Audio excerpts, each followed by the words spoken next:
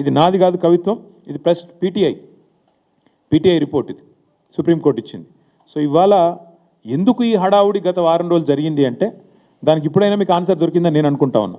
ఎందుకు అంటే తన బినామీ భాగోతం, తన బినామీ యొక్క కుంభకోణం, 6,000 కోట్ల వర్కులు ఏదైతే ఈ రాష్ట్ర ప్రభుత్వం కేఎల్ఎస్ఆర్ అనే కంపెనీకి, ముఖ్యమంత్రి గారి బినామీ కంపెనీకి ఇచ్చిందో దాన్ని బయట పెట్టక తప్పని పరిస్థితి. ఇప్పుడు సుప్రీంకోర్టు చెప్పిన తర్వాత రాష్ట్రము కేంద్రం విచారించాల్సిందే, కాబట్టి తప్పని పరిస్థితి. ఇవాళ వాస్తవం ఏంటి అంటే సుప్రీంకోర్టు ఇంకొక మాట కూడా చెప్పింది, CBI are SFIO serious fraud investigation agency are ED, ఈ 3 ఏజెన్సీల ద్వారా వెంటనే విచారణ జరిపించండి. నేను చదువుతాను, ఒకసారి వినండి.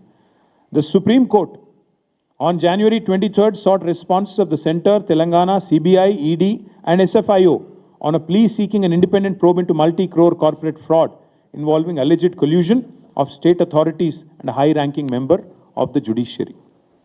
This is a PTI report, not mine.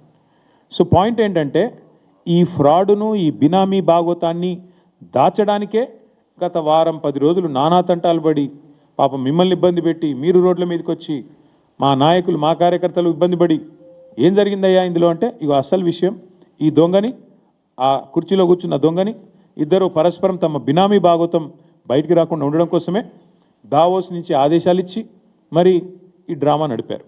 అందుకే ఇప్పుడు ఈ ప్రజల ముందు ఈ విషయాన్ని పారదర్శకంగా మేము ఉంచుతా ఉన్నాం.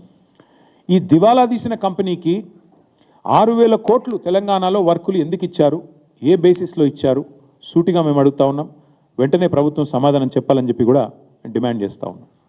అట్లాగే కోర్టు, సుప్రీంకోర్టు ఏదో ఆషామాషి కోర్టు కాదు, సిబిఐ దర్యాప్తుకు ఆదేశించిన, ఎన్సిఎల్ఐటి లావాదేవీలు నిలిపేయాలని ఆదేశించిన 1,000 కోట్ల